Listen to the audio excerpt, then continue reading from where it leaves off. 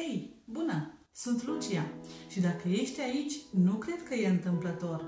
Poate ai fumat ani de zile, poate ai încercat de zeci de ori să te eliberezi și totuși ceva te trăgea înapoi.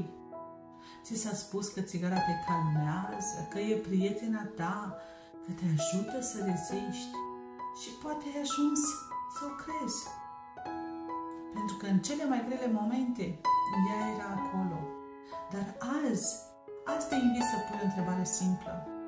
Chiar mă ajută sau doar mă ține captiv?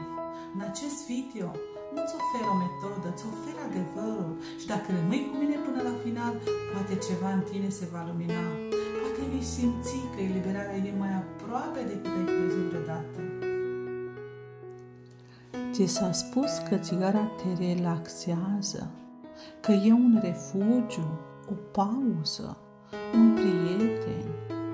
Dar vreau să te întreb ceva sincer. De ce ai nevoie să te relaxezi atât de des? Ce te apasă atât de tare încât ai nevoie de o pauză la fiecare oră?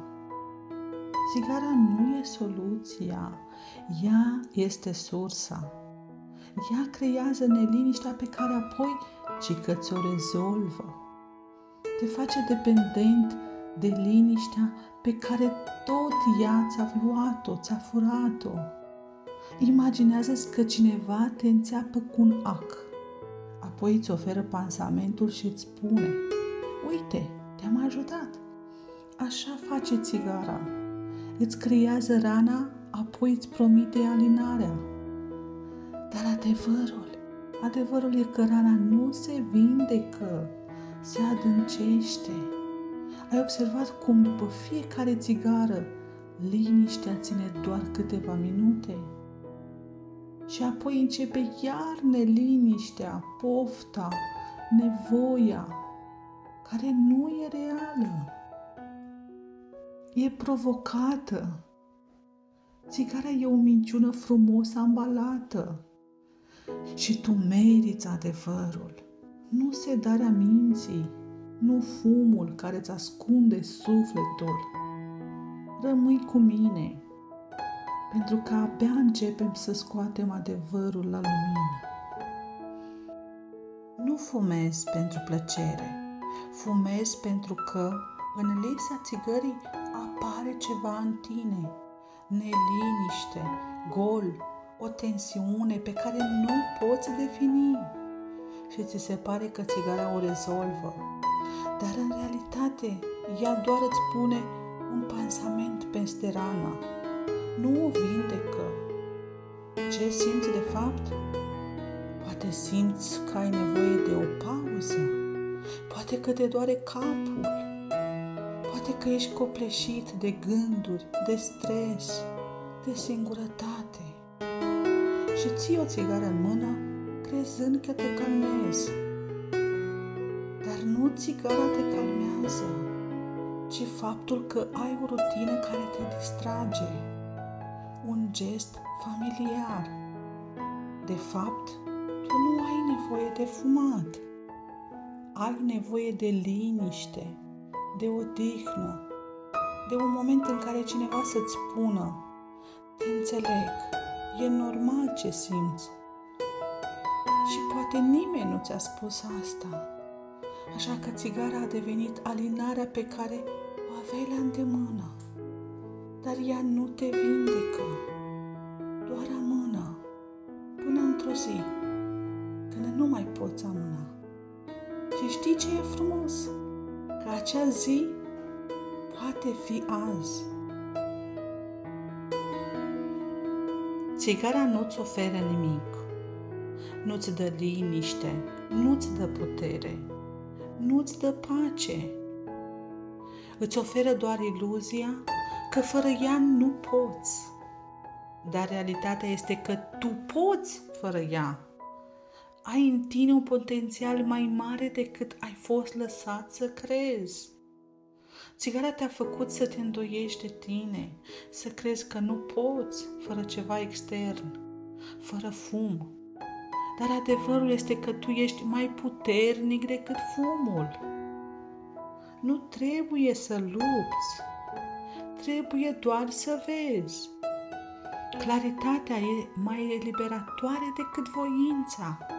Nu trebuie să te închizi în tine și să te forțezi. Trebuie doar să deschizi ochii și să recunoști. Nu am nevoie. Când vezi adevărul, nu mai ai ce apăra. Nu mai trebuie să renunți, ci doar să lași să plece. Și atunci începe eliberarea adevărată. Stai o clipă, respiră adânc. Poate pentru prima dată lasă sufletul tău să vorbească. Nu te mai lupta cu tine, nu te mai pedepsi pentru că ai fumat. Doar ascultă. Ascultă acea voce blândă din tine care spune: e timpul. E timpul să lași să plece ce nu-ți mai servește. E timpul să faci loc pentru lumină, pentru respirație, pentru libertate. Nu trebuie să știi cum. Nu trebuie să ai un plan perfect. Trebuie doar să spui da. Doamne, ajută-mă să văd. Ajută-mă să simt că nu sunt singur. Ajută-mă să mă eliberez fără frică. Aici începe eliberarea. Nu prin forță, ci prin sinceritate. Într-un da rostit cu toată ființa. Dacă ai rămas până aici, înseamnă că o parte din tine vrea mai mult. Mai mult decât fumul care te învăluie. Mai mult decât liniștea falsă pe care o primești câteva minute. Poate te-ai învinovățit de multe ori. Poate ai zis că n-ai suficientă voință, că e prea greu, că nu se poate fără. Dar adevărul e că poți. Nu pentru că ești puternic, ci pentru că adevărul eliberează. Iar tu tocmai l-ai auzit. Dacă simți ceva în sufletul tău acum, scrie în comentarii: vreau eliberare. Pentru că nu ești singur, nu ești nebun, nu ești slab, ești doar un suflet care vrea să respire cu adevărat. Și dacă simți că vrei să mergem împreună pe acest drum mai departe, abonează-te. Urmează și alte mesaje, unele care nu doar îți vor da curaj, ci și lumină. Aici Lucia, vocea care luminează. Și tu meriți libertatea.